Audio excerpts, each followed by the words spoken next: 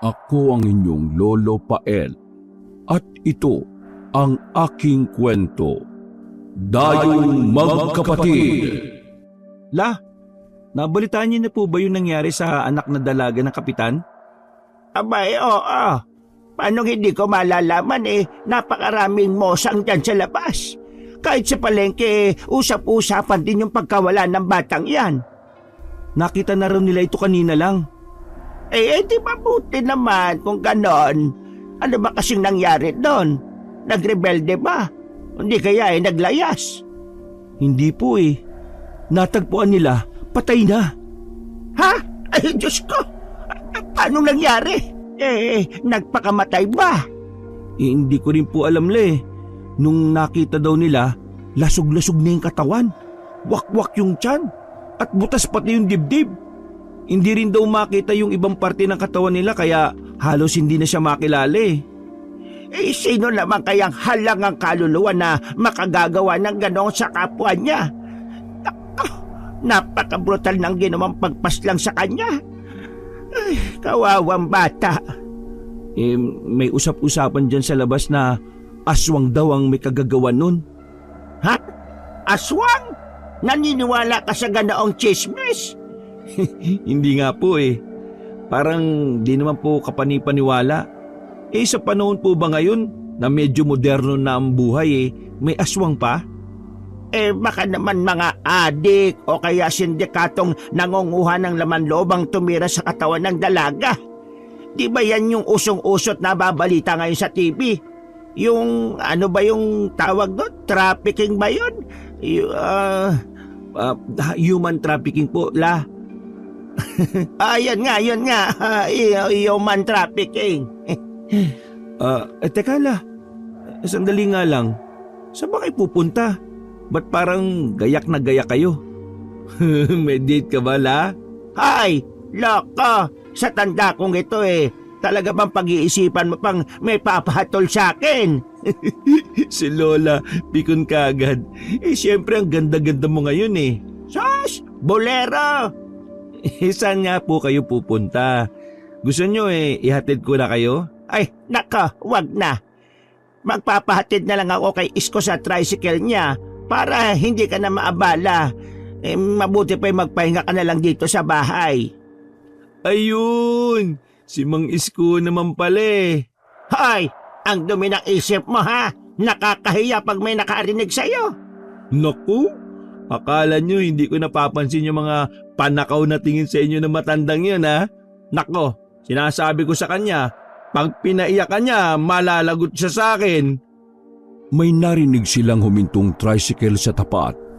Nang silipin ito ni Gabriel ay nakita niya ang matanda na bagong ligo at punong-puno ng pumada ang buhok. Abay, nalinti ka na. Pormadong-pormado yung manliligaw niyo Tumigil ka nga dyan. Tawang-tawa ang binata dahil sa nakita niyang pamumula ng pisngi nito. Si Mang Isko ay matagal nang nagpapahaging sa kanyang lola pero hindi naman ito pinapansin at hindi sinasagot ng matanda. Alanganin nito at sinasabing matanda na siya para sa mga ganoong bagay. Lalo na ang pag-aasawa. Hinahayaan lang naman ni Gabriel ang mga ito. Masaya ang binata dahil parang tila pabata ng pabata ang aura ng kanyang lola. Ibig sabihin ay masaya ang lola niya na labis namang gusto ni Gabriel. Pagkaalis ng matanda, ay bumalik na sa kusina ang lalaki para ipagpatuloy ang naudlot na paghuhugas ng pinggan. Ilang saglit pa'y may narinig siyang kumakatok. Tao po! Saglit lang, nariyan na! Nagpatuloy ang malalakas na pagkatok. Sino naman kayang bibisita sa amin? Baka kilala ni Lola. Nagtataka man ay agad na nagpuna siya ng kamay.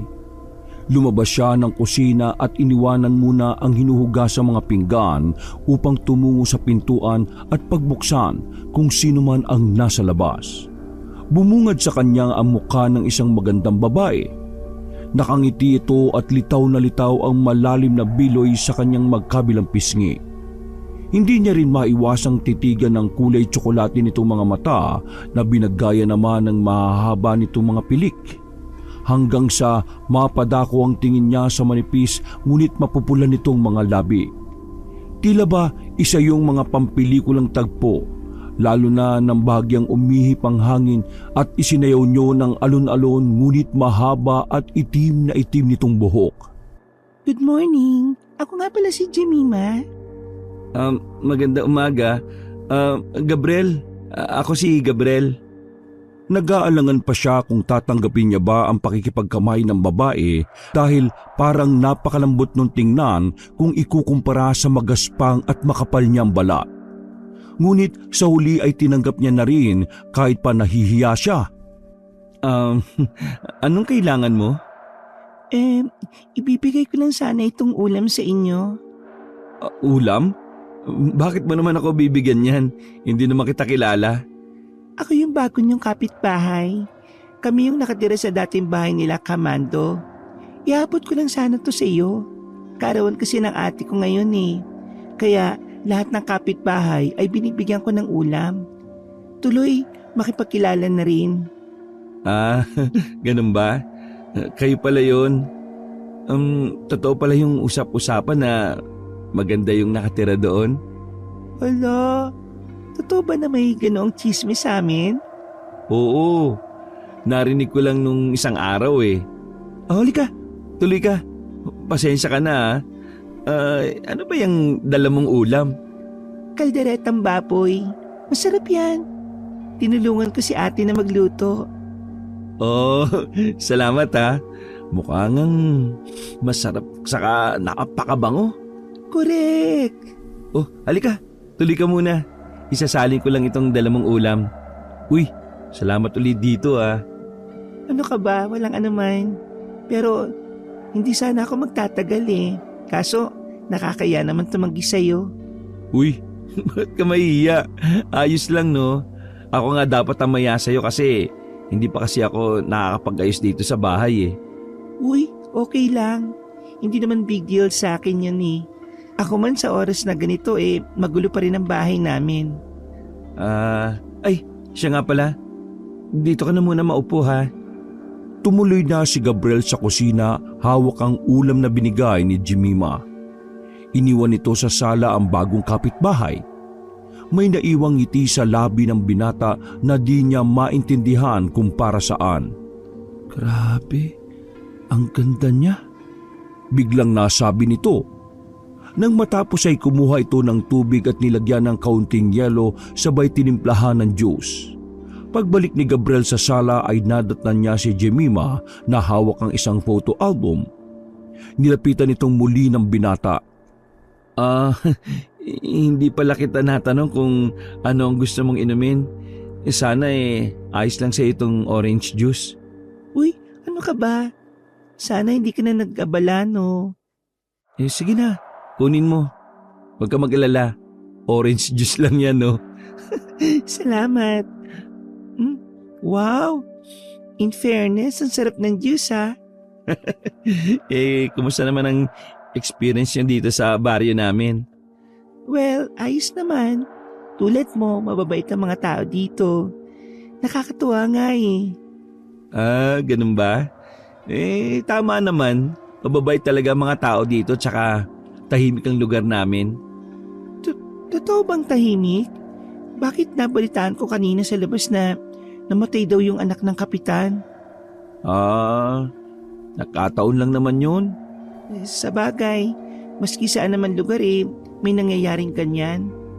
Di na talaga maiwasan yung mga masasamang loob eh. Kaya nga kami ni ate, hanggat maaari gusto namin maging kasundo yung mga kapitbahay para, alam mo na, sa oras ng pangangailangan may makakapitan. Wala ka naman dapat ipag-alala kasi tsak na magkakasundo tayo.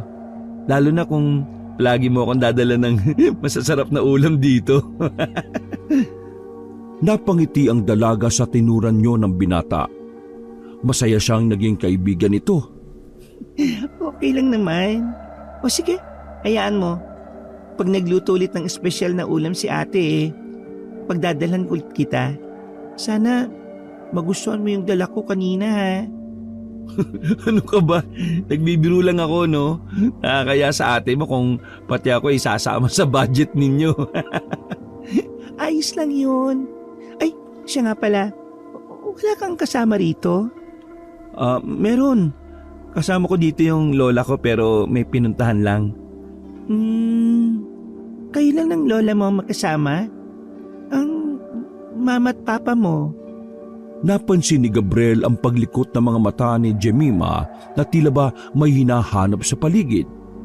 Ngunit ipinagsawalang bahala na lamang yon ng binata. Oo, kami na lang ni Lola nakatira dito. Matagal na kasing patay ang mga magulang ko eh.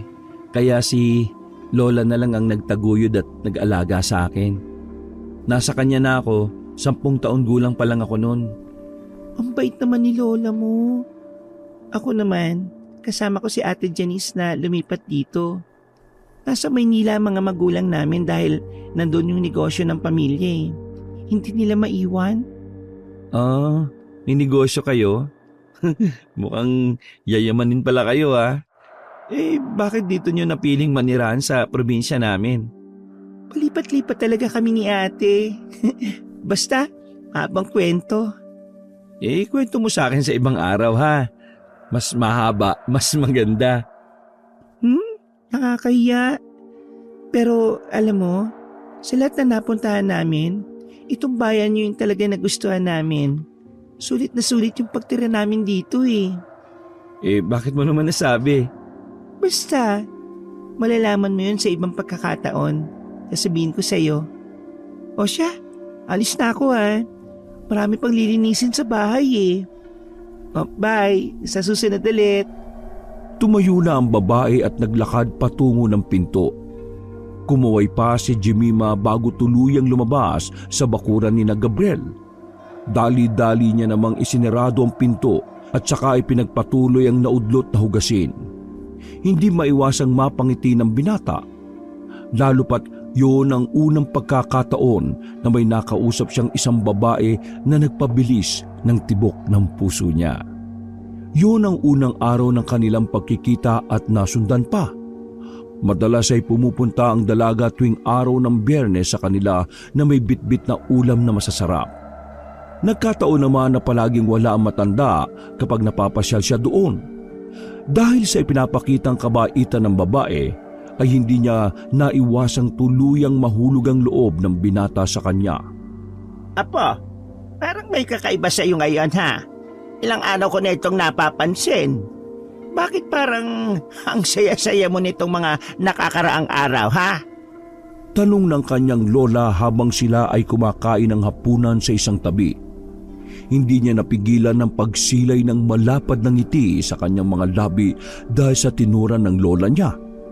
Lalo pat bigla niyang naalala ang dalaga. Ano ba kay Lola? Wala po ito no? Kung ano-anong napapansin nyo. Ay nako, iba na yan ha. Magsabi ka sa akin ng totoo. Ano yan? Wala po, promise. Bakit may nababalitaan ako na may nagpupunta raw na babae dito sa bahay? Sino ba yon ha? Halos mabulunan ng binata sa sinabing yun ng kanyang lola. Agad niyang inabot ang basong may lamang tubig saka lumagok mula rito. Tinitigan niya ang kanyang lola. Lola naman, ano kasi, relax. Nagtatanong lang naman ako sa iyo, iho eh. Hindi naman ako nagagalit. Sino nga ba yon? May nobya ka na ba? Bakit hindi mo sinasabi sa akin? Magkaibigan lang po kami ni Jemima. Dinadala niya po kasi ako ng ulam tapos nakikipagkwentuhan. Jemima? Masyadong pamilyar sa akin ang pangalang yon ah. Kasi sila po yung bago nating kapitbahay doon sa dating tirahan nila Mang Mando. Doon ho sila nakatira. Nakita ko na nga yon. Bakit naman siya nagpupunta dito at nakikipagkwentuhan sa'yo? Nakikipagkaibigan lang po siya, Lola. Hindi naman siya pinipigilan kita sa pakikipagkaibigan mo sa kanya, iho ha. Mas maigi kasi na nag-iingat. Hindi natin lubusang kilala ang mga babaeng yon. Alam mo na, uso pa atayan ngayon. Kaya lagi ka mag-iingat. La, mabait naman po si Jemima. Saka kung may masamang balak siya sa akin dapat noon pa niya ginawa, di ba? O nga, pero hindi kasi palagay ang loob ko sa mga yun Mahirap na magtiwala sa ngayon. Sa akin pinaalalahanan lang naman kita. Saka kung maaari huwag ka nang tumatanggap ng mga pagkain galing sa kanya. Ho? Bakit naman po? Basta, sundin mo na lang ako, Apo. Pero nakakaya naman po kung hindi ko kukunin kung sakali mang magdala siya uli dito. Baka isipin niya binabastos ko siya o ayaw ko na makipagkaibigan sa kanya. Pwede mo namang tanggapin tapos itapon mo na lang pagka nakauwi na siya. Pero kung may pagkakataon, imbitahan mo siya dito para makilala ko. Sige. Kahit naguguluhan ng binata sa mga naunang pahayag ng lola, ay natuwa pa rin ang puso niya nang sabihin nitong gusto niyang makilala ang kaibigan. Istrikto ang kanyang lola pagdating sa mga estranghero, pero alam niya na kapag nakilala niya si Jemima, ay tiyak na magugustuhan nila ang isa't isa. Natataon naman kasi palagi na kung kailan pumupunta ang dalaga ay wala ang kanyang lola. Tapos ay palagi silang di nagpapang-abot. Hanggang sa kinabukasan ay naisip niyang siya naman ang dumalaw sa babae para makilala ng personal ang ate nitong si Janice. Ano kaya kung ako naman ang pumunta sa kanila ngayon para makipagkwentuhan? Kaso wala naman ako madalang pagkain sa kanila. Pero teka, may tira pala kami kagabi. Initin ko na lang. Tinutuo ng binata ang sinabi niyang yon. Mabilis niyang tinungo ang bahay ng dalaga. Nang makarating kina Jemima ay inayos pa ni Gabriel ang suot at pinagpag ito na animoy may nakikitang alikabok. Tao po! Tao po! Jemima? Makailang ulit pang tinawag ni Gabriel ang pangalan ni Jemima ngunit tila walang tao sa loob. Pinit niya ang siradura ng pinto pero nakalak yun sa loob. Kaya alam ng binata na may tao. Minsan pa ay tumawag siya sa bahay at kumatok. 10:00 na. Tulog pa kaya sila? Medyo nakaramdam ng pagkailangang binata nang mapansin niyang may mga tumitingin at tsismosa sa kabilang kalsada. Paglingon niya ay nakita niyang nagbubulungan ng mga ito sabay tumigil nang mapansin nilang nakatingin na ang binata. Kaya alam na ni Gabriel na siya na ang pinupulutanan ng mga ito. Samantala ay ipinagkibit balikat na lamang niya ito. Ay nako, mga tao nga naman Walang magawa sa buhay Mabuti pa balik na lang ako mamayang tanghali. Nakakaya kung maistorbo ko sila sa pagtulog nila. Akmang aalis na sana ito pagtalikod niya ay nakita niya si Jemima na nasa kanyang likod. Nakangiti at diretsyong nakatingin sa kanya. Munti ka na siyang mapatalon at matapon ng dalang ulam dahil sa labis na pagkagulat. Tumawa ang babae at tila natuwa pa sa inastang yun ni Gabriel. Nervyoso. Napagalat ang adik sa kape. Sino ba namang kasing hindi magugulat? Bigla-bigla ka na lang kasing sumusulpot Teka, kanina ka pa ba dyan? Hindi kararating ko lang. Pasensya na kung nagulat kita. Ano ba kasing ginagawa mo dito sa bahay? Anong masamang hangin ang nagdala sa iyo dito? Pinagdala kita ng ulam Ito. Yun lang ba? Ba't naman nag-abala ka pa? Nakakaya tuloy.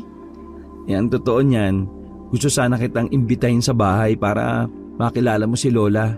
Mamayang gabi, kung ayos lang sa'yo. Mabait ba yung lola mo?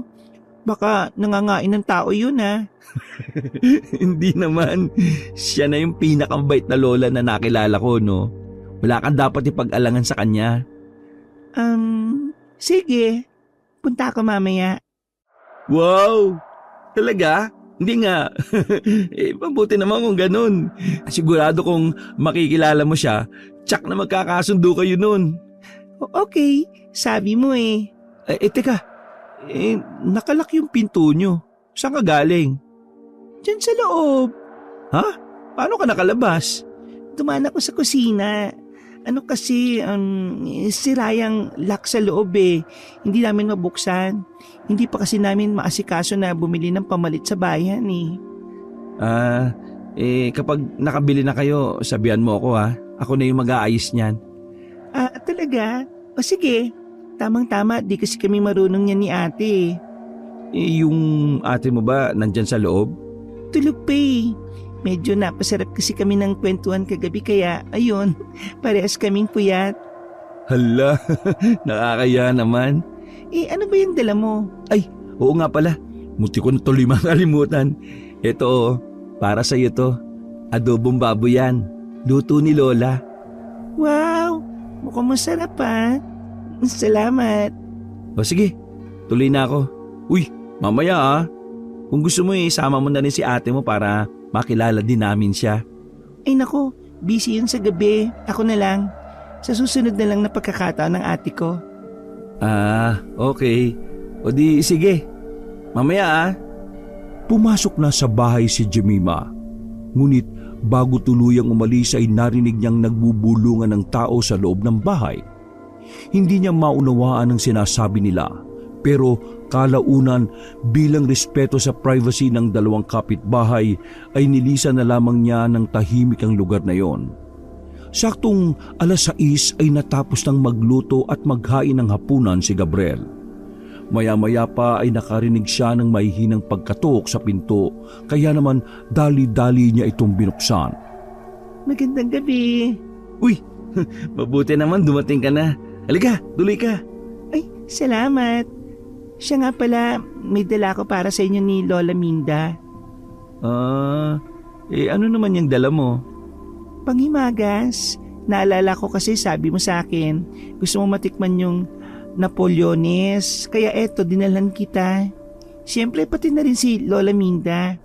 Masarap yan. Mukhang masarap eh. Salamat ha. Ay, pero sana hindi ka na nag-abala pa. Ano ka ba?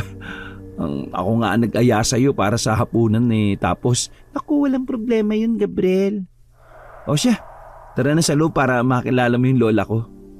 Nakangiting pumasok si Jemima sa kanilang bahay at muli, katulad nung una siyang pumupunta doon, ay iginala niya ang kanyang mga mata sa kabuuan ng bahay na tila ba may hinahanap. O halika, maupo ka muna, tatawagin ko lang si lola ha. Sige, salamat. Ang gentleman mo talaga, no? Hindi naman. Bakit naman nasabi? Kasi lagi mo kong pinaghihila ng upuan. Alam mo yun? Ang romantic.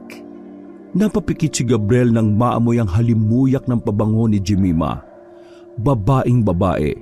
Parang may kung ano sa loob niyang unti-unting nabubuhay sa tuwing makakalapit silang dalawa. Naibalik lang siya sa wisyo nang makarinig siya ng mga lagutok ng sahig mula sa taas. Binalingan niya si Jemima, ngunit ang atensyon nito ay nasa mga pagkain lamang na nakahain sa lamesa. Ang dami naman pagkain. Amoy palang nakakatakam na. Parang may fiesta. Para sa iyo lahat yan. Nagpaluto si Lola Minda ng maraming pagkain eh. O siya, tatawagin ko muna si Lola nang makakain na tayo ha. Panigurado, gutom ka na eh. Sige, thank you, Gab. Pumanik si Gabriel sa ikalawang palapag ng bahay upang tawagin ang kanyang lola. Hindi niya alam kung saan ang galing ang lagutok na narinig niya, ngunit hindi niya na yun inisip pa. Akmang kakatok na siya sa kwarto nang agad na bumukas ang pinto. Bumungad si Lola Minda na nakapormal na palda at blusang itim. Lola Minda, ikaw ba yan? Abay, oo naman. Bakit? Muntik na kitang hindi makilala eh. Ang ganda niyo po ngayon ha. Loko ka talagang bata ka. Kahit kailan na, pinabola mo pa talaga ako. Bakit mo naman sasabihin ngayon lang ako maganda? Hindi po, ibig sabihin, maganda kayo pero mas maganda kayo ngayon. Totoo po yun Lola, hindi kita binobola no. Talagang kakaiba yung aura mo ngayon eh. Parang bumata ka ng 10 taon. Ay nako, ewan ko sa iyo. Lubayan mo nga ako. O ano, nakahanda na ba yung mga pagkain? Opo La, nandito na rin po si Jemima. Takam na nga siya sa mga nakahaing pagkain eh. Makahulugang ngumiti si Lola Minda kay Gabriel, saka nagpatiuna ng bumaba. Agad namang tumayo si Jemima nang makita niyang pababa ang dalawa at binati ang matanda. Magandang gabi po. Ikaw pala si Jemima. Totoo palang sinasabi ng apo ko tungkol sa'yo Totoo ngang maganda ka. Sakto lang naman po, La. Pero mas maganda po kayo kaysa sa akin eh. Aba, totoo yung sinasabi mo. Alam mo, nung kaedad kita madalas akong pambato pagdating sa mga labanan sa pagandahan kung hindi mo inaitatanong. Ay, talaga po? Abay, sadyang napakaganda mo nga noon pa kung ganon. Ay teka, kukunin ko lang yung album para makita mo.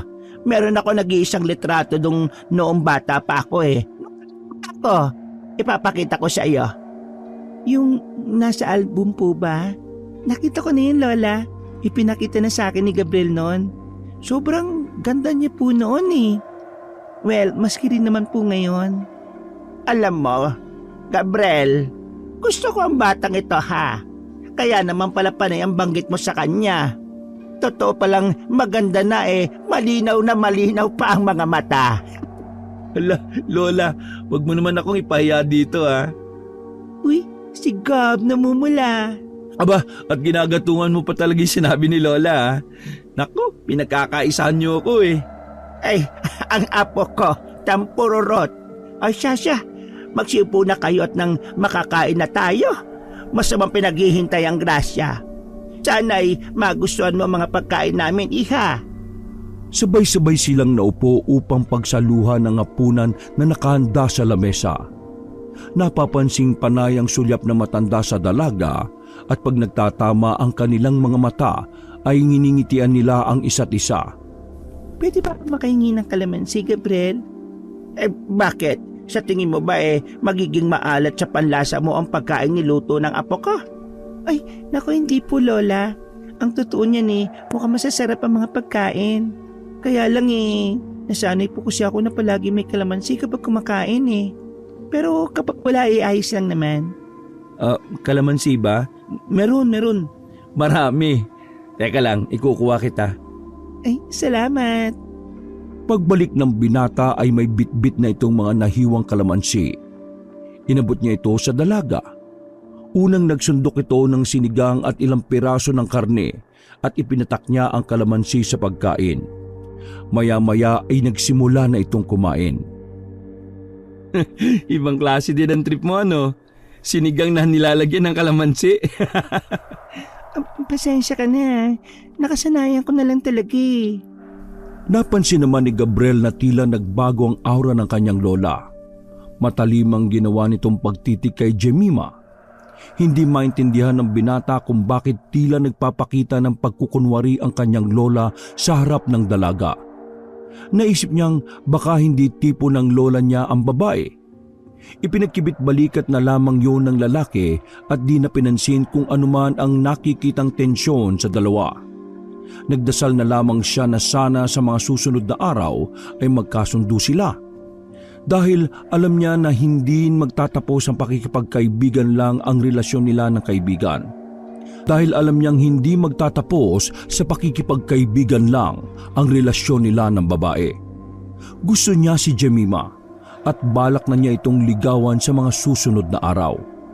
Iha, eto ang tikman mo. Masarap to. Inabot na matanda ang isang mangkok ng ulam na sadyang inihiwalay na matanda para sa bisita. Gusto ko po yan, kaso sobrang busog na po ako, Lola Mari ko bang iuwi na lang po ito para sa ate ko? Tinatanggihan mo ang inaalok ko sa iyo. Sige na. Pwede mo naman yung pigaan ng kalamansi kung nagdududa ka. Makahulugang sabi na matanda. Napakunot ang noo ni Gabriel sa narinig. Nagpalit-palit ang tingin niya sa dalawang babae na kasabay niyang kumakain.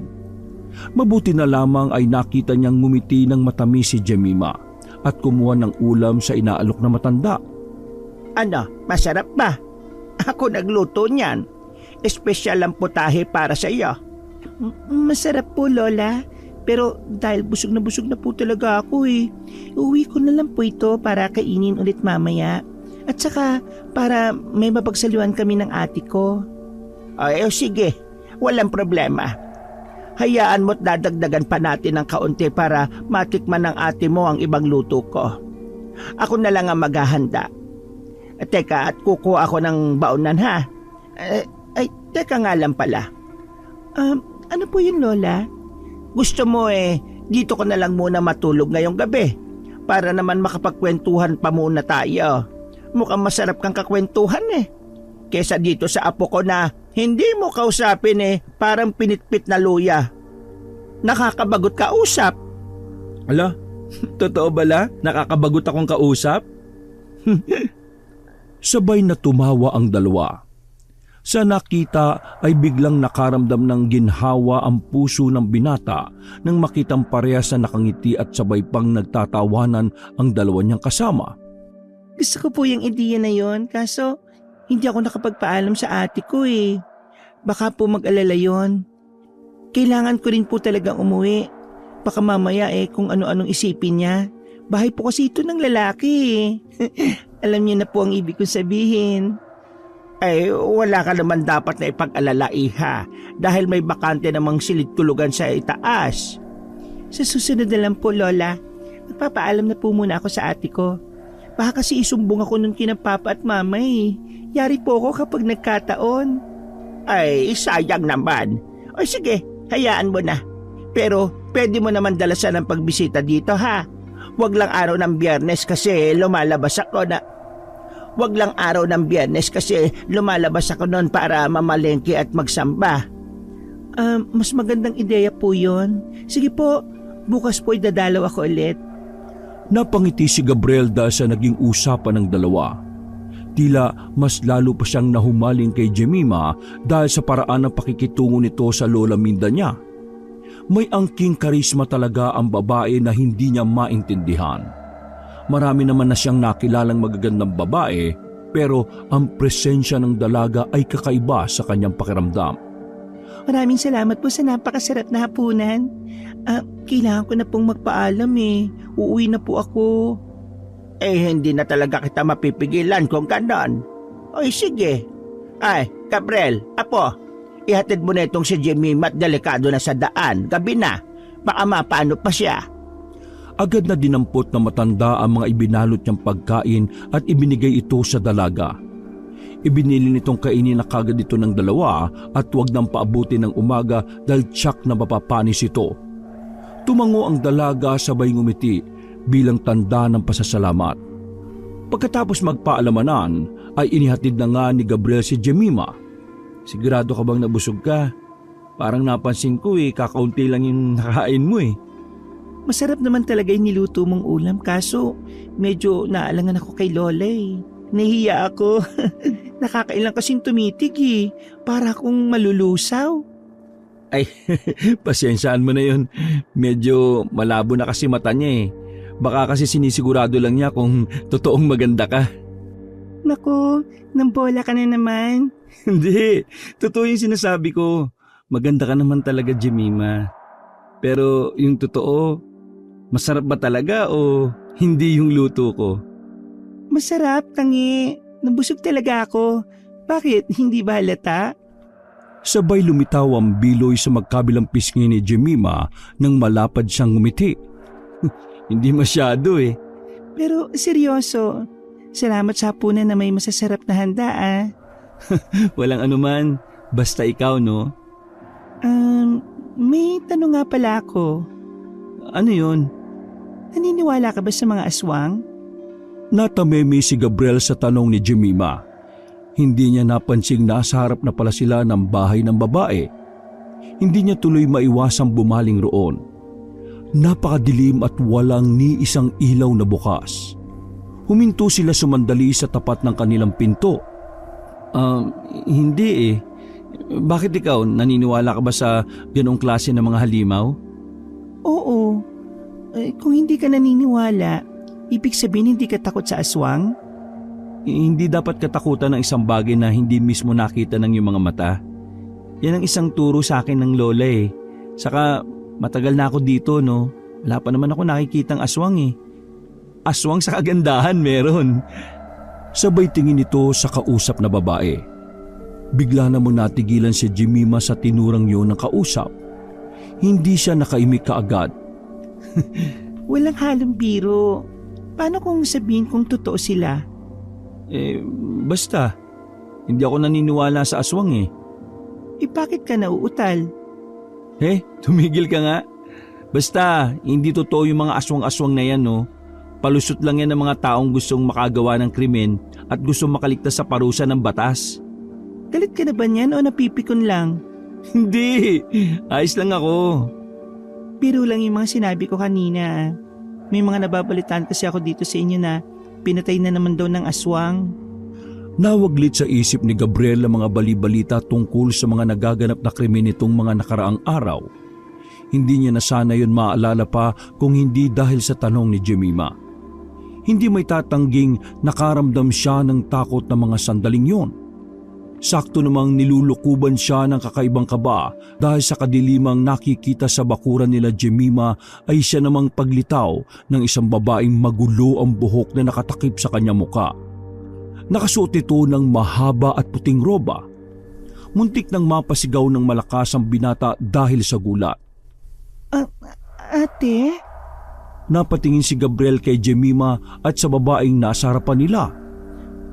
Gabriel, ito nga pala si Ate Janice ko. Ate, siya yung sinasabi ko sa yung kaibigan ko, si Gab. Inayos ng babae ang kanyang buhok at ipinusod ito. Nang maaninag ng mabuti ni Gabriel ang mukha nito ay nakita niyang hindi rin maitatangging maganda ito at maputi tulad ni Jemima. Kulang lang talaga ito sa ayos nung gabing yon. Ikinagagalak kitang makilala, Gabriel. Pero gabi na, nandito pa kayo sa labas nag-uusap? Mamaya ay may makakita sa inyong mosang. Tsak na kayo na naman ang handa ng mga tsismosa bukas. Ay naku ate, hayaan mo na lang sila no. Alam naman natin na wala namang kaming ginagawang masama ni Gabi. Nag-uusap lang kami. O sige, ituloy na lang muna ninyo ang usapan nyo na yan bukas. Sige po ate, salamat po. At saka, mauna na po ako. Masaya po akong makilala kayo.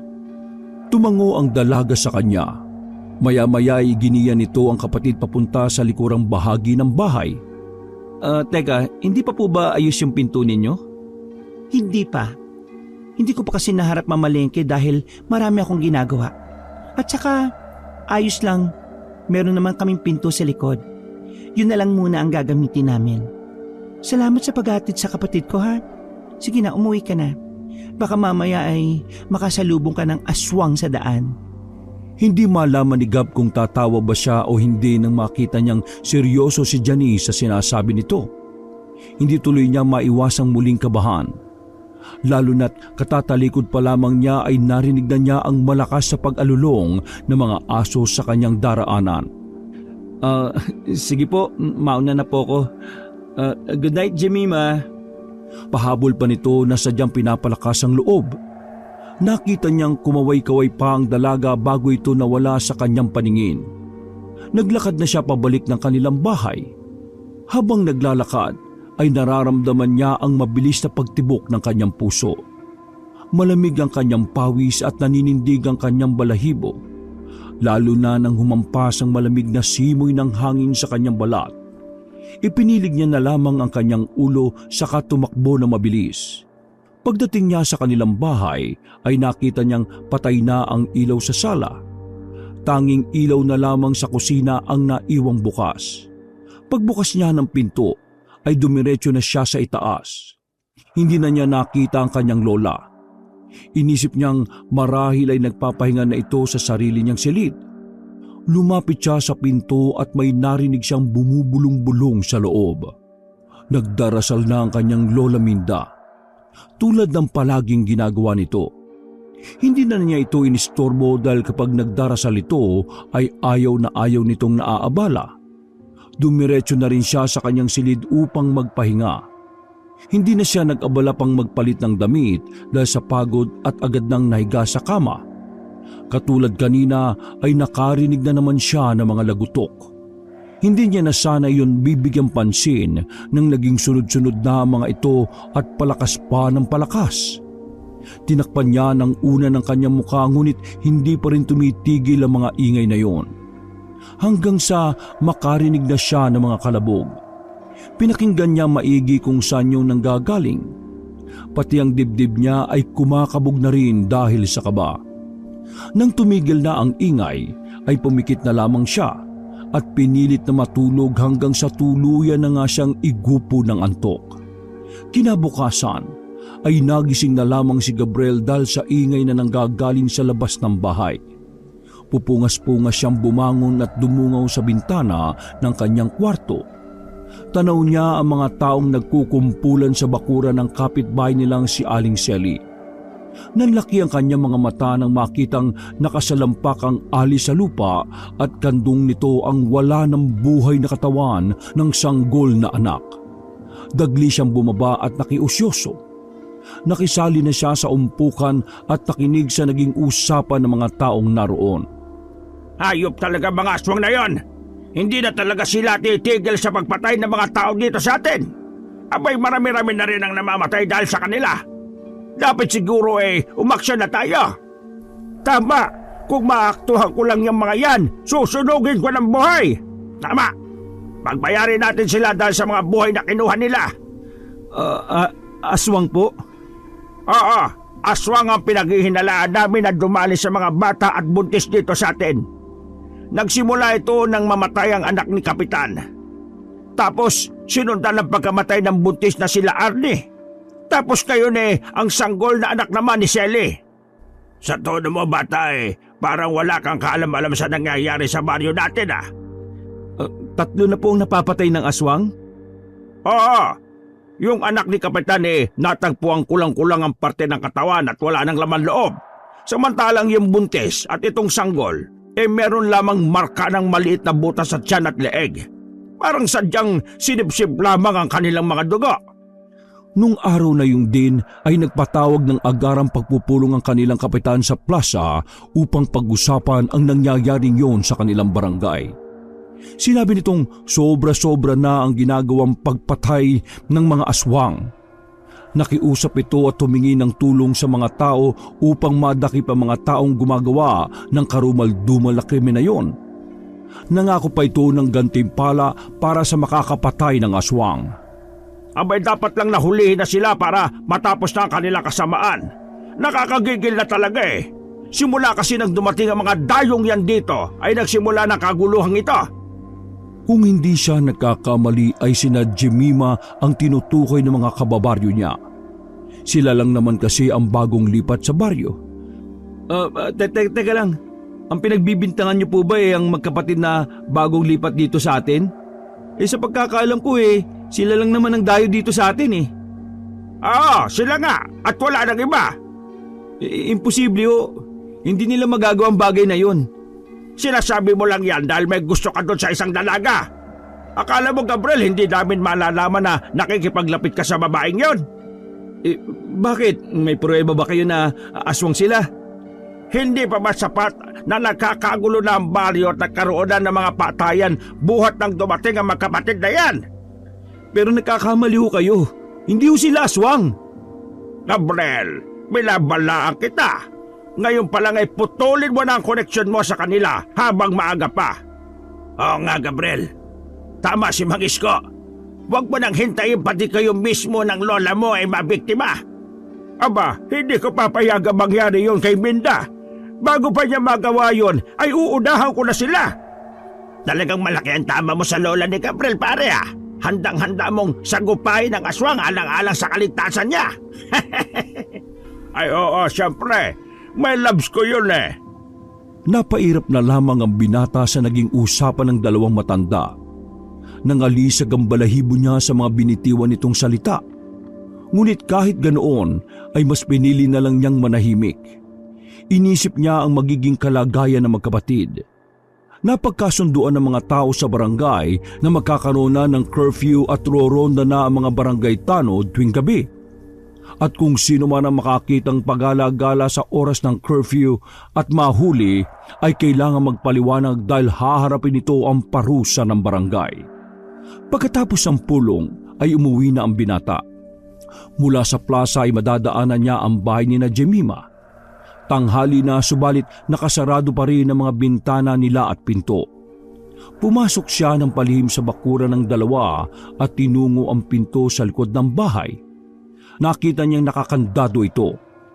Walang tao sa bahay ni na Jemima, kaya umalis na ang binata. Medyo nakaramdam ng pag-aalangan ng binata nang isiping bakit naman kasi nagkataon pang kung kailan may natagpo ang bangkay na pinatay ng aswang ay saka naman nawawala ng bigla ang magkapatid. Naniniwala akong hindi kayo ang aswang na nananalasa sa baryo namin. Pero sana Jemima, tulungan ako ng poon na mapatunayan yun sa aking mga kababaryo.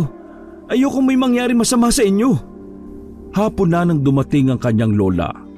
Agad niyang ikinuwento ang nangyaring pagpupulong sa plaza. Sinasabi ko na nga ba hindi dapat pinagkakatiwalaan ng dalagang yon, maski gaano pa siya kaganda. Ano pong ibig niyo sabihin, Lola? Akala ko ba ayos kayo ni Jemima? Halika dito. Dito tayo sa kusina at kumain muna tayo ng merienda. May bitbit akong pagkain. Medyo nagutom ako sa trabaho Kasi naman Lola sinabi ko naman sa inyo na wag na po kayong lumabas-labas at umextra ng trabaho sa simbahan nyo Matanda na ho kayo. Mas mainam na nandito ka lang sa bahay.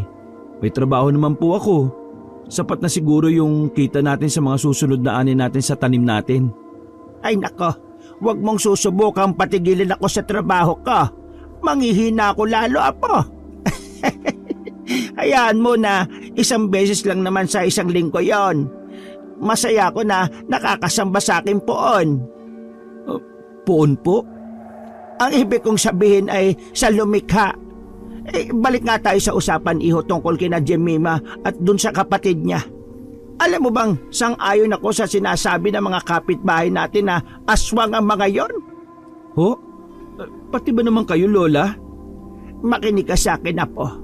Hindi ko lang sinasabi sa iyo to pero isang gabi may narinig ako mga kaluskos na maaligid dito sa bahay. Nung silipin ko, may nakita kong dalawang anino ng babae. Nang aninagan ko nakilala ko yung isa, si Jemima. Nakita ko kung paano sila nagbago ng anyo. Nagkaroon sila ng pakpak na malalaki. Naging halimaw sila, Gabriel. Lola, nagbibiro ka ba? Wala akong dahilan para gumawa ng kwento, apo. Pero paano? Bakit? Mukhang tayo ang tinitiktikan nila. Kaya mag-ingat ka. Hindi natin alam kung ano ang pakay nila sa atin. Sa iyo. Baka mamaya yung mga pagkain ibinibigay sa iyo hinahawaan ka na pala ng pagkaaswang. O kaya ay nilalasong ka na. Mas pinili na lamang ni Gabriel na manahimik. Dahil hindi na naging maganda ang pakiramdam niya sa naririnig, ay mas minabuti niyang magpaalam na lang sa kanyang lola. Paano tong merienda na binili ko? Hindi ko naman to kayang ubusin, apo. La, huwag ka na pong magtampo. Magdadala na lang ako niyan sa kwarto. Medyo sumakit po kasi yung ulo ko Kaya doon ko na lang po yan sa silid kakainin. Ay, sige. Basta kumain ka, ha? Magtatampo talaga ako sa iyo kung hindi mo yan kakainin. Promise po. Kakainin ko po ito. O sige po, La. Sa taas lang po ako, ha? Tumango na lamang ang matanda. Matapos siyang makapagsandok ng pagkain nito ay pumunta na sa itaas ang binata, bitbit ang pagkain at inumin. Pagpasok sa silid ay marahan niyang ibinaba ang plato sa maliit na lamesa. Binalikan niya ang pinto at isinara yon. Sa pagkakataong gano'n na isinasara niya ang silid, ay ibig sabihin ayaw niyang magpaistorbo dahil nagpapahinga siya. Nakasanayan na nilang maglolang ganoong mga gawin ng isa't isa. Kabisado na nila ang ugali nila, kung ano ang gusto at ayaw nila. Ngunit imbis na kumain ay pinili na lamang niyang mahiga at pumikit. Hanggang sa di na niya namamalayan na siya ay makatulog. Madilim na nang bigla siyang maalimpungatan. Nang tingnan niya ang relong nakasuot pa sa kanyang braso, ay nakita niyang mag-aalas 3 na madaling araw. Ay nako, napasarap na naman ako ng tulog ah. Naramdaman niya ang pagkalam ng kanyang sikmura nang makita niyang pagkaing nakalapag pa rin sa kanyang lamisita. Sayang naman to, di ko na nakain. Ngunit imbis na kainin yon ay ininom na lamang niya ang tubig na nasa baso. Dahil hindi na siya dalawin pa ng antok, ay pinilit niyang kunin ang librong di pa niya natatapos na basahin. Isa yung horror novel mula sa paborito nitong sikat na writer. Dumapa pa siya at seryosong binasa ang bawat latag ng mga pangyayari. Ngunit sa kalagitnaan ng kanyang pagbabasa ay biglang may narinig siya na pumukaw ng kanyang atensyon. Nung una ay binaliwala nga lang niya yon dahil akala niya ay nadala lamang siya sa binabasang aklat. Subalit nang naulit ang tunog ay bigla siyang umayos ng upo at pinakinggang mabuti ang ingay na yon mula sa labas. Malakas na pagaspas ng pakpak at sa tingin niya ay malaki yun. Parang malaking payong ng mamang sorbetero na may iba't ibang kulay tapos ibubukas sara ng mabilis. Ganon ang naririnig niya ng mga oras na yon. 7 hanggang 8 pagaspas ng kanyang bilangin. Pagkatapos noon ay biglang bumagsak yon o bumaba mismo sa bubungan ng kanyang kwarto. Tumayo agad ang binata at bumaba ng kusina. At dahil doon ay kumuha siya ng kutsilyo. Naisip niyang pwede yung panglaban kung sakali. Lalabas sana siya upang tingnan yon pero kalaunay nagbago ang kanyang isip. Dahil delikado, naisip niyang wala siyang karanasan at kakayahang makipaglaban sa mga aswang kung sakali. Nakiramdam siya sa paligid. Pero kasunod noon ay wala na siyang narinig na anumang ingay. Hindi na muna siya bumalik ng kanyang kwarto. Doon na lamang siya tumambay sa sala at nagmuni-muni. Inisip niya kung totoo ba o isang panaginip lang ang lahat. Pero napagtanto din niyang hindi pwedeng ibon lang o manok ang may ganong uri at lakas ng pagaspas. At ganon ding hindi ganoong kalakas ang kalabog na magagawa nito sa bubong. Naalala nito ang sinabi ng kanyang lola tungkol sa anyo na nakita nito sa magkapatid na Jemima at Janice. Aswang? Nang maisip niya yon, ay kaagad na naisip niya ang kanyang lola. Kaya mabilis niyang inakyat ang hagdan at kinatok ang pinto. Nang walang anumang tugon mula sa loob, ay sinubukan niyang buksan ang pinto.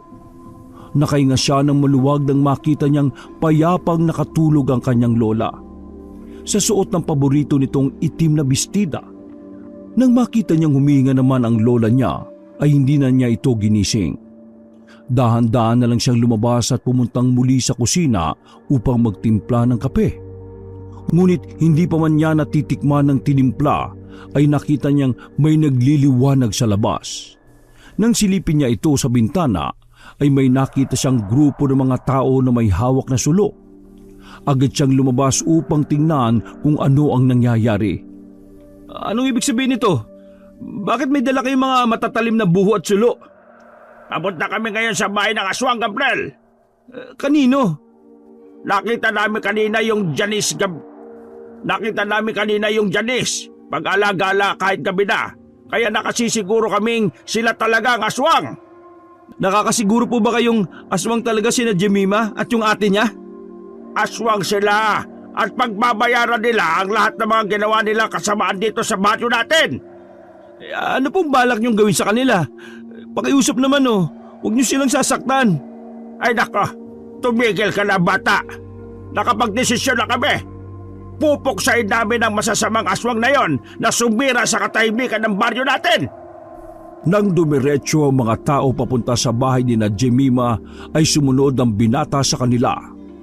Pinipilit nitong kausapin si Isko at pinaninindigan niya ang pagkakakilala niya sa babaeng unang nagpatibok ng kanyang puso. Papanindigan ko po sinabi ko. Maniwala kayo sa akin. Hindi aswang sina Jemima. Kung hindi ka naniniwala, manahimik ka na lang. Hayaan mong kami sa gusto namin mangyari. Alam ni Gabriel na wala na siyang magagawa upang baguhin ang desisyon ng kanyang mga kabaryo. Nang makarating doon ng mga tao ay may dalawang lalaki na magkasabay na binalya ang pinto sa harap ng bahay ng magkapatid. Ngunit hindi yun mabuksan. Lumabas kayo dyan, mga aswang! Pwede ba, Mang Isko, tumigil na kayo? Nakikiusap ako! Nang subukang iharang ni Gabriel ang katawan nito sa pinto, ay dinakma ng isang lalaki ang kanyang suot na t-shirt at hinila siya palayo sa pintuan. Kinaladkad dito. Palibas ay malaking lalaki ang kababaryo niyang yon ay hindi siya nakalaban. Dinala nila ito sa gitna ng bakuran. Sa kasawiang palad ay nagalit ang tatay ng sinasabi nilang nawawalan ng anak at pinaniniwala ang kinuha at biniktima ito ng magkapatid. Sinipa nito si Gabriel at natumba ang binata. Gumapang siya at pinilit na umupo sa lupa. Tumingala siya sa lalaki. Nanlaki ang mga mata niya nang lapitan na siya ng mga kalalakihan at may balak ang mga itong bugbugin siya. Teka, huwag niyo saktan ang binatang yan! Hindi yan ang sadya natin sa lugar na ito! Kailangan natin pasukin muna ang bahay ng aswang! Sa sinabing yon ng lalaki ay nagsilapitan na ang ilan at tumulong para sirain ang nakasaradong pintuan. Nang mabuksan nila ito ay nagulat sila nang sinindyahan ng ilaw ng bahay.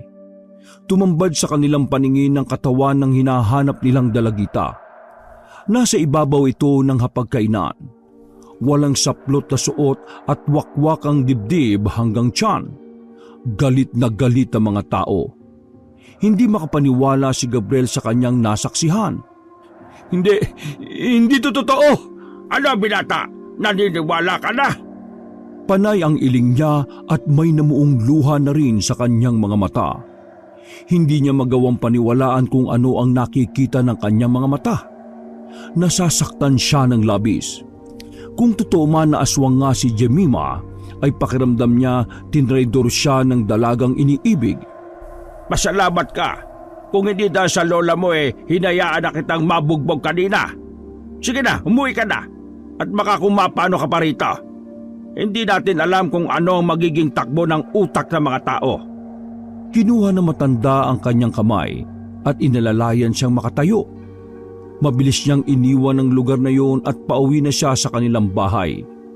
Ngunit bigla siyang natigilan nang may makitang anino na tila nagtatago sa likod ng mga puno sa kanilang bakuran. Mabilis niyang pinuntahan yon at nakita niya ang ate ni Jemima. Ikaw yung ate ni Jemima, di ba? Oo, ako nga, Gabriel. Tulungan mo ko. Nagkakamali ang mga tao. Hindi ako aswang. Kaya lang naman ako nasa labas ng gabi dahil hinahanap ko ang aking kapatid. Nawawala si Jemima. Ano? Paanong nangyari? Hindi ko alam.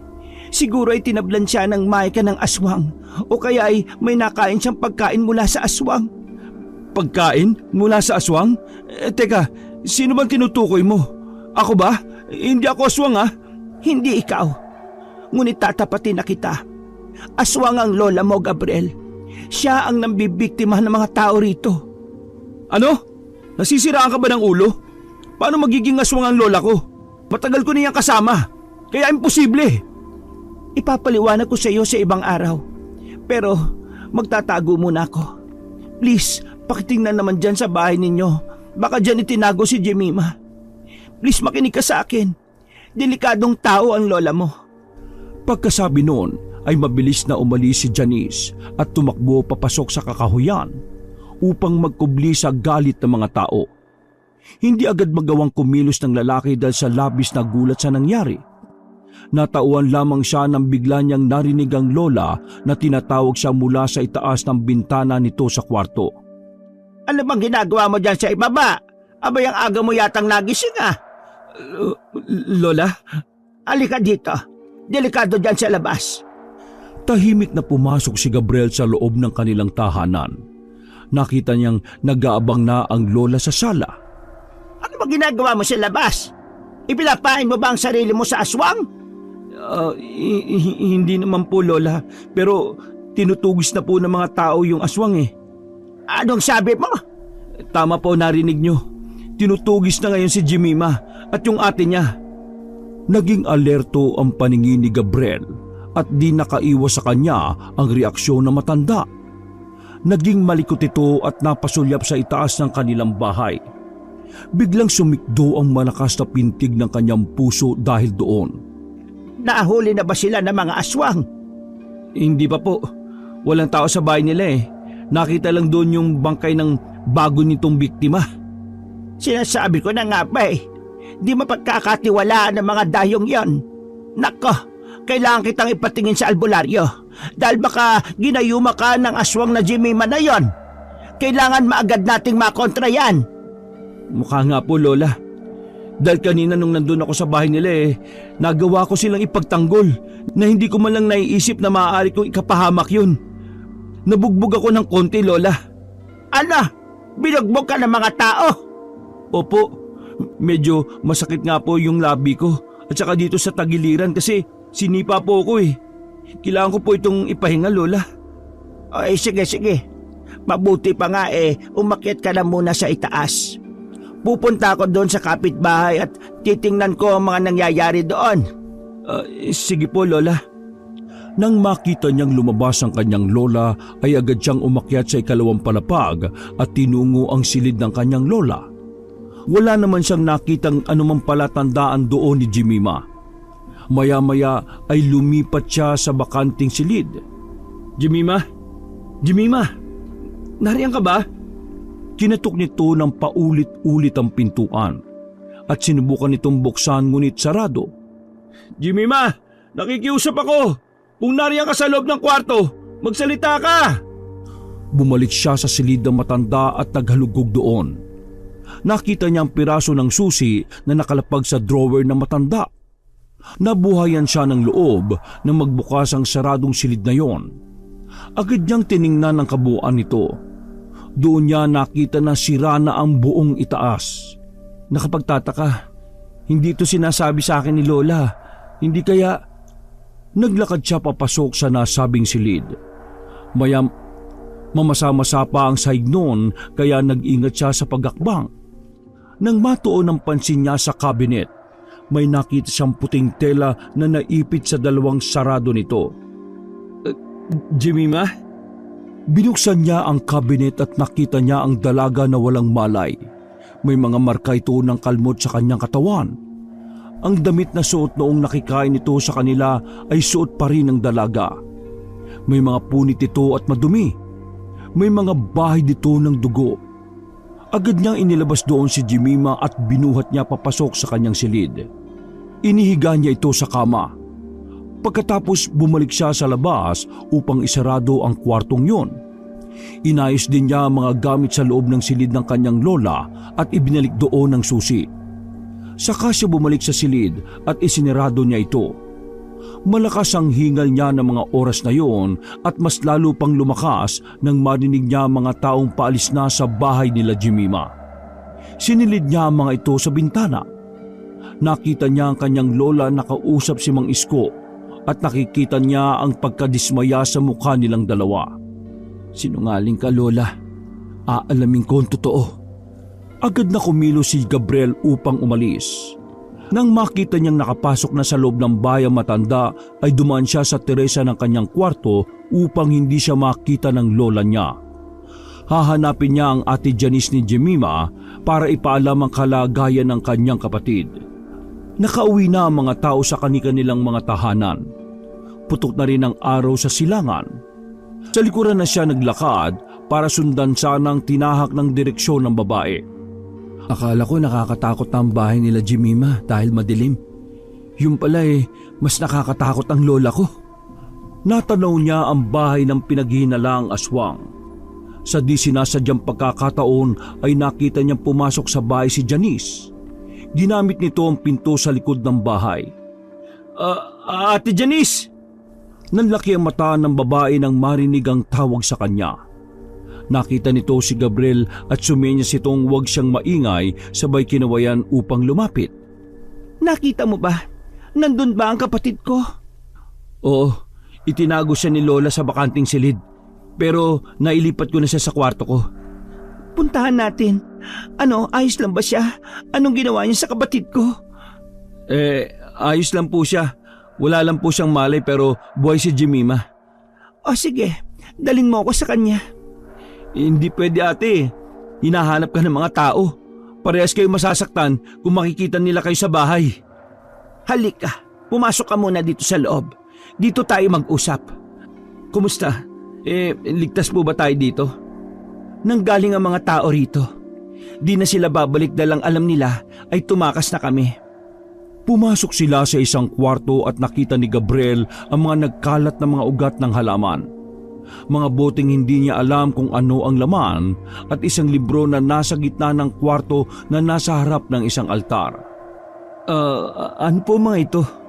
Hindi ba sinabi ni Jimmy sa iyo ang tunay na pakay namin dito sa baryo ninyo? Ano po bang ibig niyo sabihin? Hindi ko maintindihan eh. Isa akong albularyo at katulong ko si Jimmy sa paggagamot. Ang lola mo, siya ang pakay namin dito sa baryo ninyo. Pero kayo po ang tinuturing na dahilan ng mga pagpatay dito sa baryo nitong nakaraan na mga araw. Alam ng lola mo kung bakit kami narito. Gumawa siya ng gulo upang mapalayas kami magkapatid. Nagsimula ang gulo at pagpatay buot ng unang araw namin dito. Dahil dayo, alam niyang kami ang pagbibintangan ng mga tao. Naputol ang pag-uusap nila nang makarinig ng sunod-sunod na tila pag-ulan ng bato sa bubong ng bahay. Mga aswang! Lumabas kayo dyan! Mga halimaw! Sisiguraduhin namin hindi na kayo ulit makakapaghasit ng lagim dito sa baryo namin! Mga kasama! Ibuhos na ang langis sa paligid ng bahay! Kailangan na natin puksain ang mga aswang na ito na walang habas na pumapatay sa mga kababaryo natin! Masusunog kayo ng buhay dyan kung hindi kayo lalabas! Alam naming nariyak kayo! May nakakita sa inyo bumalik kayo dito! Ate Janice, anong gagawin natin? Hindi tayo makakaalis dito. Napapalibutan nila tayo. Huwag ka matakot. Akong bahala. Haharapin ko sila. Ikaw, tumakbo ka na. Dumaan ka sa likod. Ayokong pati ikaw ay madamay dito. Naamoy nila ang amoy ng gasolina na ibinubuhos sa harap ng kanilang bahay. Bilisan mo at baka maisama ka sa pagtupok nitong bahay. Opo, sige po. Sumunod ka lang sa akin at hindi ka mapapano. Naintindihan mo? Huwag ka magsasalita ng kung ano hanggang sa makalayo ka. Siguraduhin mong ligtas si Jemima sa kamay ng lola mo. Sumunod nga si Gabriel kay Janice. Nang makalabas ang babae ay agad siyang pinagmumura ng mga tao. Dahil lahat ng atensyon ng mga tao ay nasa dalaga ng mga oras na yon, ay wala ni isa sa kanyang mga kababaryo ang nakapansin sa paglabas niya. Sa loob naman ng bahay nila ay naabutan niya ang lola na naghahanda na ng kanilang pagkain. Saan ka nang galing? Akala ko'y natutulog ka na. Lola, nahuli na ho yung ate ni Jemima. Talaga? O hindi naniwala ka na sa akin? Opo, totoo nga yatang sila mga aswang. Pero hindi pa po nahuhuli yung isa eh. Naka, delikado pa rin pala. Dapat ay mahanap na yun at maparusahan. Halika na. Kumain ka na muna. Aalis po ako eh. Susundan ko po yung aswang. Mukhang lilitisin siya ng mga tao ngayon din.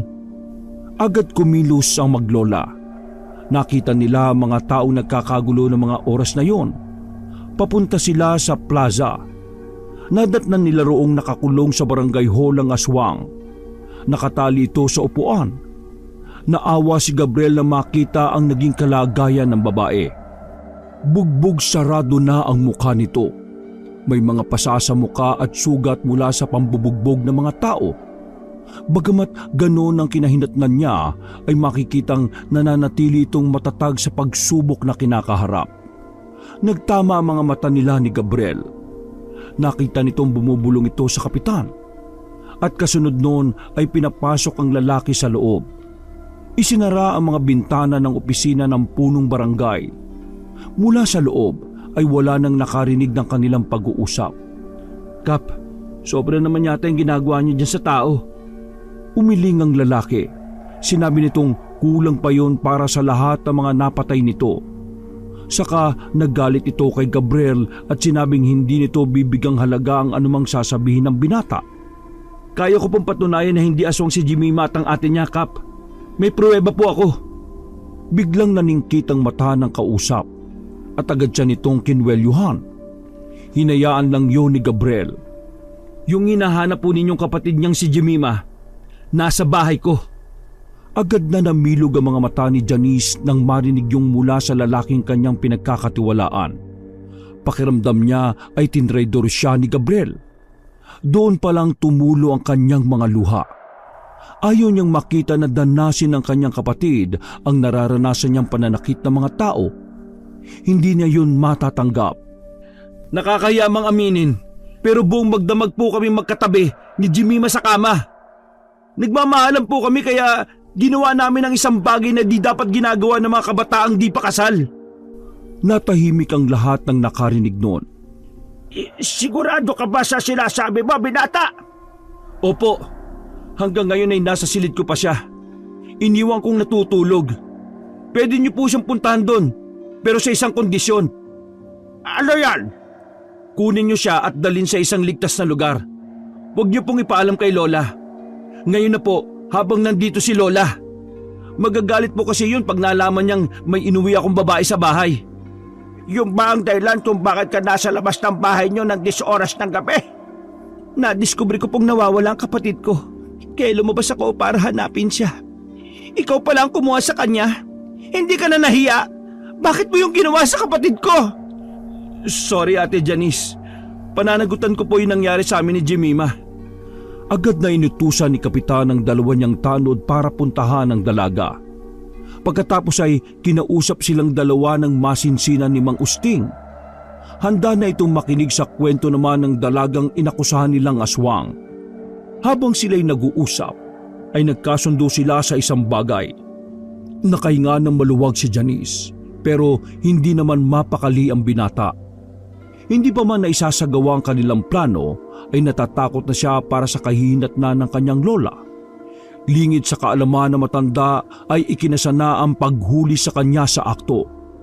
Alam ni Janice na dahil nawawala pa si Jemima ay hindi ito hihinto sa pagpaslang. Gabi ay nagkunwaring nagpapahinga si Gabriel. Dinala na lamang niya ulit ang pagkain sa loob ng kanyang kwarto at nagpaalam na doon na lamang niya kakainin ito. Pero sinadya niya yon dahil bilin sa kanya ni Janice na wag na munang kakain ng pagkaing inihahanda ng kanyang lola. Dahil yon ay nilalagyan ng pampatulog. Ayon na rin sa naging pagsusuri nito sa inuwing pagkain ni Jemima galing sa kanila. Nanatili siyang gising hanggang sa narinig na naman niya ang lagutok na naririnig sa silid ng kanyang lola. Narinig niyang may binuksang pinto ang lola. Nakatakas ang babae. Hindi maaari. Saan nagsuot yon? Narinig niya ang malakas sa pagdadabog ng kanyang lola. Narinig niyang malapit sa silid ang matanda. Agad niyang binawasan ang pagkain at inilagay yon sa ilalim ng kama. Tapos ay nagkunwari siyang tulog na tulog. Nasa na yung babaeng yon? Paano nakatakas yon? Isinara nito ang pinto. Maya-maya ay narinig niya ang pamilyar na pagaspas. Nang wala na siyang naririnig, ay agad siyang bumangon.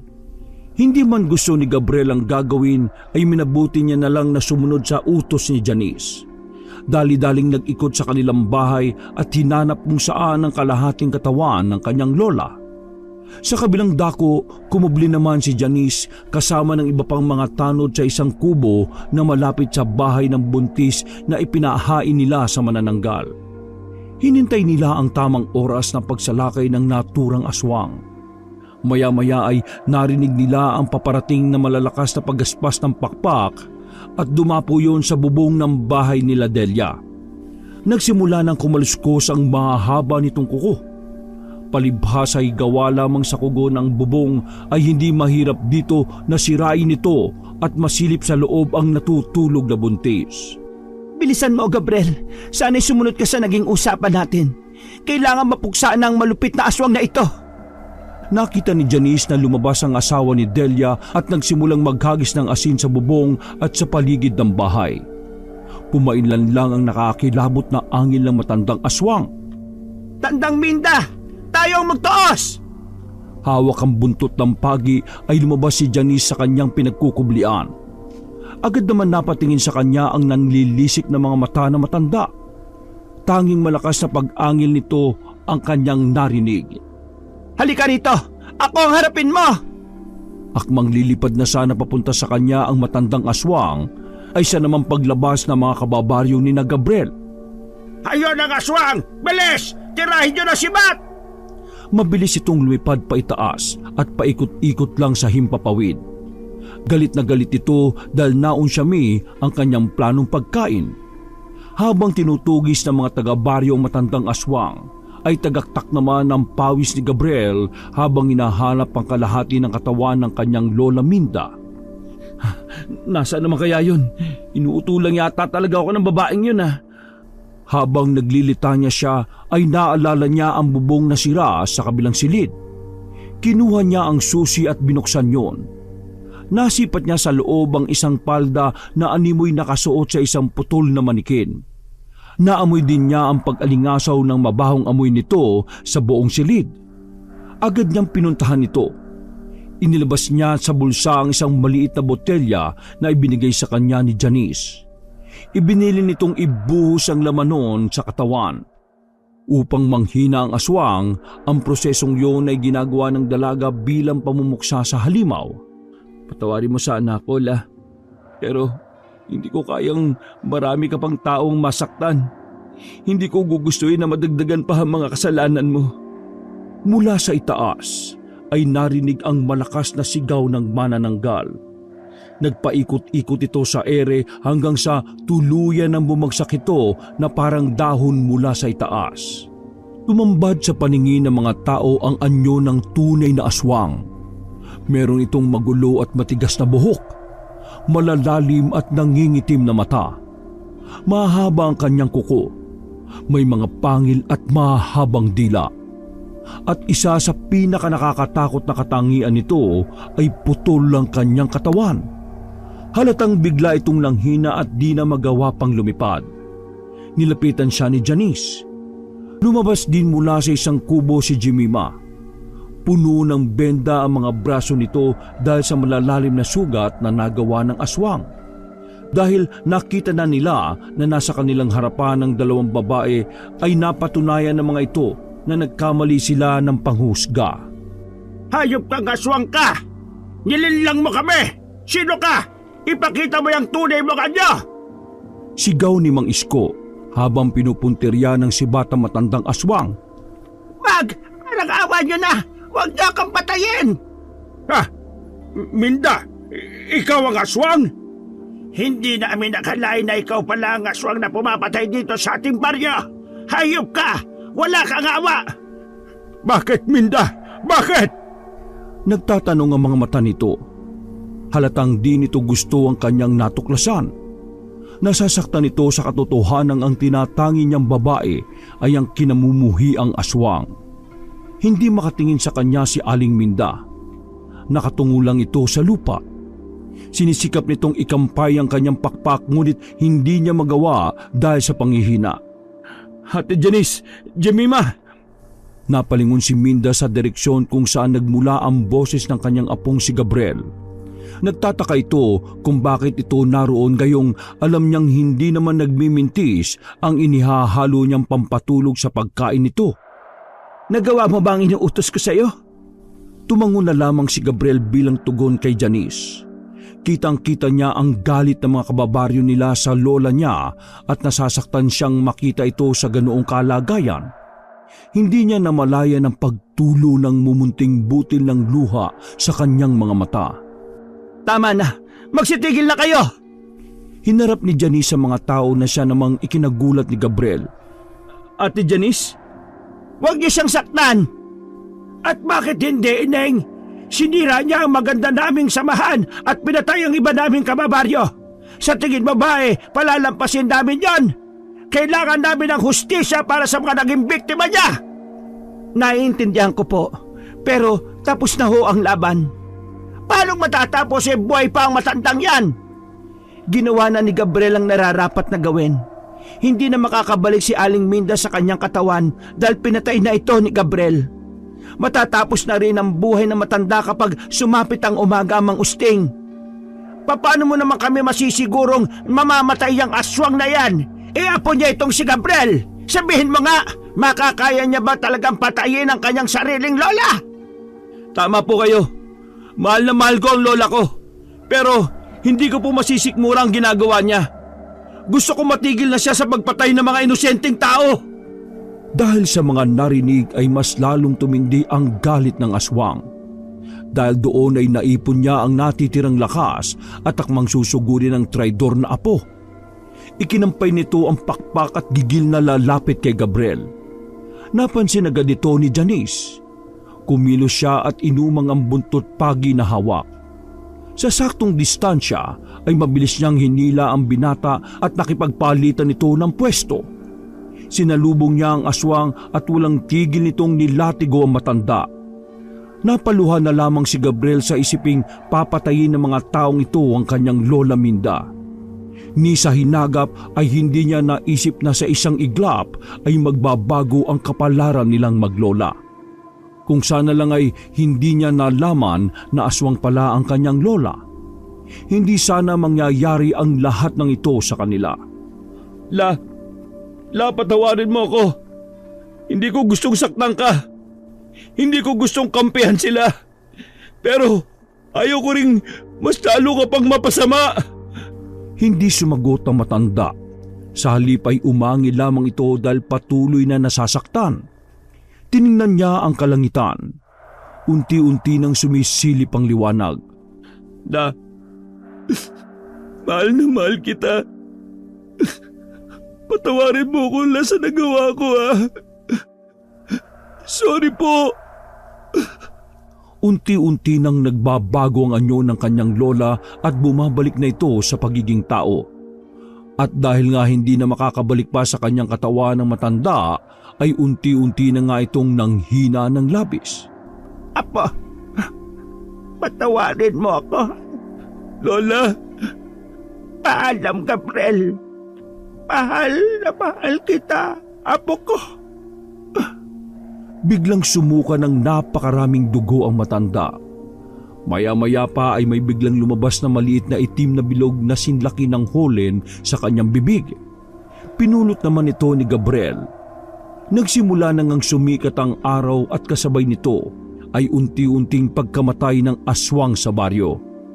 Isang araw nakalipas ay makikita sa harap ng isang puntod si Gabriel at Jemima. Patawarin mo sana ako, Gabriel, kung sinapit mo ito dahil sa amin. Tumingin sa kanya ang luhaang mata ng binata. Yung pakikipagkaibigan ko sa iyo, totoo lahat yon. Hindi yung kasama sa plano para mapuksa namin ng aswang. Pero kung hindi mo ako mapapatap... Paano niyo nalaman na may aswang dito sa baryo namin? May kamag-anak kami rito. Siya ang unang nakakita ng aswang. Naaktuhan niya ito nang pabalik na sa bahay ninyo. Kaya alam niyang aswang ang lola mo. Siya ang lumapit sa amin para puksain ang pamiminsala nito sa inyong baryo. Sino siya? Yung may-ari ng bahay na tinutuluyan namin. Yun ang dahilan kung bakit umalis sila rito pansamantala sa baryo ninyo. Tumangulang ang lalaki. Sabay talikod sa dalaga. Humakbang na ito palayo na laylay ang mga balikat. Gabriel, patawarin mo ko Muling lumingon sa kanya ang lalaki. Wala kang dapat na ihingi ng tawad. Ginawa ko lang yung tama. Mamaya ibabalik na ako sa ate ko sa lungsod. Aalis na kami. Gusto ko sanang magpaalam sa iyo, kaso... Oh, bakit ka naman magpapaalam? Sino ba ako sa iyo? Ano bang meron tayo? Ano kasi... Huwag mo nang sabihin. Hindi pa ito ang tamang panahon para pag-usapan ng bagay na yan. Jemima, hindi ko pa alam kung kailan ako tuloy ang makakabangon sa nangyari. Sana patawarin mo ko. Naintindihan kita. Sige, salamat, Gab. Aalis na ako. Paalam. Tumalikod na ang dalaga. Nakatayo lang ang lalaki habang pinapanood ng tuluyan ng pag-alis ng babaeng una niyang minahal. Gusto man niya itong pigilan at yakapin ng buong higpit ay hindi niya magagawa. Panahon nang nagsasabi kung kailan maghihilom ang lahat ng mga sugat. Samantala, habang papaalis ang sasakyan ni na Jemima ay kumakaway ang mga tao sa kanila. Ang ilan ay pinahihinto pa sila para magbigay ng mga regalo, prutas at gulay sa mga dalaga. Tanda yun sa pasasalamat nila sa di malilimutang tulong sa kanila ng dayong magkapatid. Wakas!